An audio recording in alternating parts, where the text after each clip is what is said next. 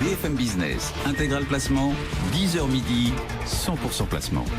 Et on accueille Stéphane Van Uffel. Bonjour Stéphane. Bonjour Cédric. Pour netinvestissement.fr, période particulière, on le disait, période estivale, tous les investisseurs se posent un peu la question de la stratégie qu'il va falloir adopter pour sécuriser au mieux son épargne en cas de retournement pendant les vacances. On ne veut pas se faire prendre à revers. Quelles sont les différentes options en cette période un peu spéciale qui s'offrent aux investisseurs, à vous, à nous On a eu plusieurs étés ces 5-6 dernières années, on a eu des surprises en 2011 et en 2015. Donc nous, chez Net Investissement, on a eu l'habitude fin juin toujours de faire un petit comité des associés pour réfléchir aux différentes solutions qu'on peut proposer à nos clients. Donc ce dont je vous parle là, c'est un melting pot finalement de ce que l'on peut avoir à disposition de nos clients et ce que l'on conseille de faire, en particulier, je dis bien, pour les clients qui partent un peu à l'étranger, qui partent un peu loin, un peu longtemps, etc. Et qui ici... Oui, pas celui qui s'absente une petite semaine. Il ne faut pas paniquer, il n'y a pas de notion d'inquiétude dramatique, c'est juste de dire, voilà, si à un moment donné, je sais que je vais être un peu absent pendant 3 semaines, 1 mois, que c'est compliqué parce que je suis à l'autre bout du monde, faisons des choses simples, finalement, suspendons ma stratégie habituelle à long terme pour simplement me sécuriser et passer de bonnes vacances. Donc, ça ressemble à quoi alors ? Alors, la première chose, alors vous savez très bien que je ne suis pas forcément un grand fan de ce produit-là, mais là pour le coup, il trouve toute sa teneur dans ces situations-là, c'est le fonds euro. Alors quand je dis le fonds euro, on va dire les fonds euros. C'est le coming out de Stéphane Van Uffel. Exactement, ça y est, je me vends au grand capital du fonds euro. Non, l'utilité du fonds euro, clairement, de sa garantie en capital, elle est là, elle est dans le sens de... On n'est plus en train de parler de rendement ou pas de rendement, on est en train de parler de situation où, pour X raison, il y a un accident de marché et je ne suis pas présent. Donc, en sécurisant pendant un temps, à court terme, mon argent sur un ou plusieurs fonds euros, même certains étant assez dynamiques, je me permets de me protéger en cas de retournement sur mon capital. Là, on n'est même pas en train de parler de rendement. Donc le fonds en euros, ça, voilà. La base, ça c'est simple, etc. Alors, on pourrait d'ailleurs, je fais un petit aparté, on pourrait le faire sur des livrets A, mais ça vous obligerait à sortir l'argent d'un contrat d'assurance vie, autant le laisser dans le contrat et faire un arbitrage interne. Alors après, rentrons dans des choses un petit peu plus spécifiques.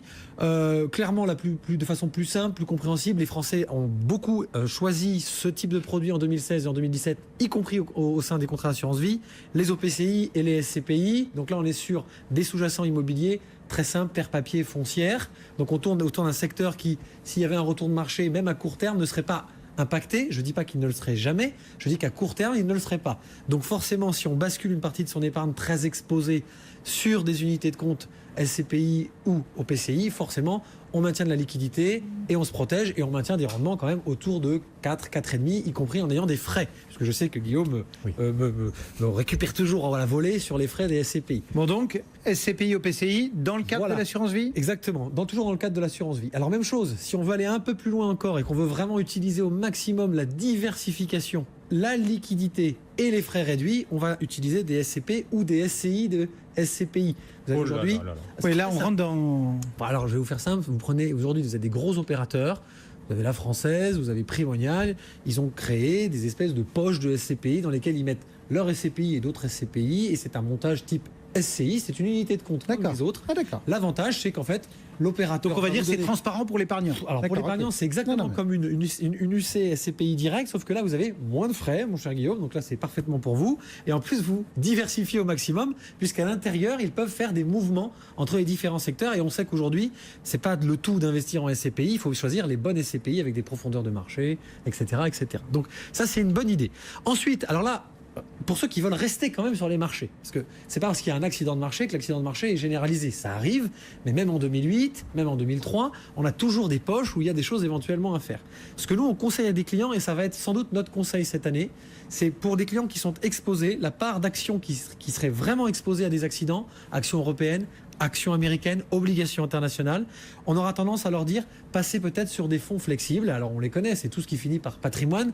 Alors, on peut citer Carmignac Patrimoine, Fidelity Patrimoine, on peut citer Euro chez des NCA, etc. Ces fonds-là sont des fonds flexibles, aujourd'hui très exposés à actions, mais qui ont dans leur stratégie de gestion en interne la possibilité de faire un virage. Et c'est le gérant qui, lui, ne partant pas en vacances... Alors, attendez, lui ou son bras droit ou son bras gauche, peu importe, mais ce qui est intéressant, c'est que ces stratégies-là font que si vous mettez plusieurs fonds flexibles à la place de vos UC exposés, vous créez des apports marginaux en termes de risque d'un fonds par rapport à un autre, parce qu'ils n'ont pas tous la même façon de gérer leurs actifs, ils n'ont pas tous les mêmes spectres d'investissement. Et là, vous créez finalement des poches assez sécurisées. Je ne dis pas que si jamais le marché, comme le lendemain de la décision des Anglais de voter éventuellement en faveur d'un éventuel Brexit, vous ne prendriez pas aussi la volée de la baisse, vous ne prendrez pas 8% comme le CAC 40 l'a pris le 23 ou le 24 juin. Donc l'idée, c'est de se dire, on va amortir et on va rester. Comme ça, si jamais dans ce moment, il y a un mouvement de flux financiers, vous êtes encore sur les marchés et vous pouvez en bénéficier dans les 48 heures. Du fonds en euros, de l'immobilier via les SCPI, etc. Et des fonds patrimoine, ça c'est dans le cadre de l'assurance vie. Toujours. Et c'est tout ce qu'on a comme solution? Non, moi j'aurais tendance aussi à dire sur le même principe que les fonds flexibles. Alors ça c'est mon petit truc en ce moment, moi j'adore les fonds thématiques. J'en parle à chaque fois, ça vous fait sourire, je le sais. Les fonds thématiques, l'eau, la sécurité, la santé, les matières premières. Tout à fait. Parce qu'en cas de retournement de marché, quels sont les fonds thématiques qui marchent bien? Je vous le donne en mille.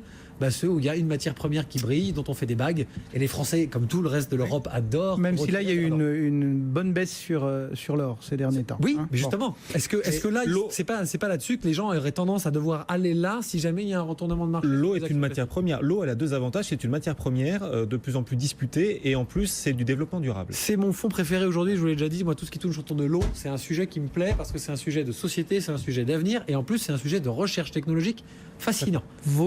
Et on a des champions français super bien positionnés. Et on a sur le traitement de l'eau. À la fois dans les grands groupes avec des concessions de ville et à la fois avec des startups qui sont en train de créer des super technos. Vos stratégies de protection, c'est réservé aux titulaires de l'assurance vie?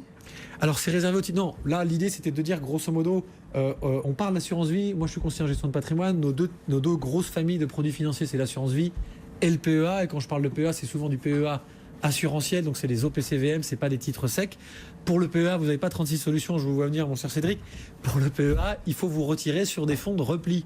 Et des fonds de repli, ça peut être AXA PEA Régularité, vous avez Vega qui fait aussi un fonds de protection très intéressant qui s'appelle Tranquillité.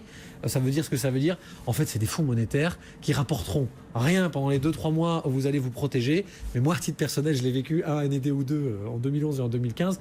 J'ai quelques clients, heureusement qu'on avait fait ça parce que ça leur a servi à éviter une baisse de 4 ou 5%. Faut mieux rien gagner que de se prendre une veste. Il vaut mieux rien gagner. Le scénario central, c'est une veste que vous attendez. Là, on voit l'AMF qui dit attention, on voit des grandes banques américaines qui disent attention. Moi, nous, on a alors la géopolitique, bien entendu, il y a des inquiétudes. Là, on a une principale inquiétude et on va regarder ça cette semaine. Donc, on va sans doute faire des annonces en fin de semaine là-dessus. On a une inquiétude sur les taux. Voilà, pas que sur l'AMF, bien sûr, les marchés, la bulle sur les actions américaines. Moi, je veux bien, mais enfin, sky is the limit. Donc, c'est pas parce que ça n'est jamais arrivé que ça ne doit pas arriver. Je veux dire, c'est la règle est là. Ce qui nous intrigue un peu plus, il y a pas mal de gérants aujourd'hui qui s'inquiètent d'une hausse brutale des taux aux États-Unis, pas vraiment annoncée. Alors, quand on dit brutale, c'est pas 3 points, mais une hausse qui forcément aurait un impact en espèce de déroulé vers l'Europe. Et comme nos clients sont plutôt exposés à actions européennes et actions américaines, forcément, dans notre problématique à nous, ça va être de les alerter là-dessus. Mais je pense qu'on n'est pas les seuls quand on voit un petit peu les consensus des CGP en France. Raison de plus d'écouter Intégral Placement. Toujours écouter Intégral Placement, Guillaume, c'est la base. Et en particulier quand Net Investissement est invité, bien entendu. N'est-ce pas? Stéphane Van Nuffel, donc pour netinvestissement.fr. Qui part heureusement en vacances. Oui, je vais m'arrêter, promis. Je vous laisse tranquille. À bientôt Stéphane. On sera ravis de vous retrouver le lundi à la rentrée. C'est ça. Avec Christian Fontaine, ça va être un joli duo. Avec grand plaisir.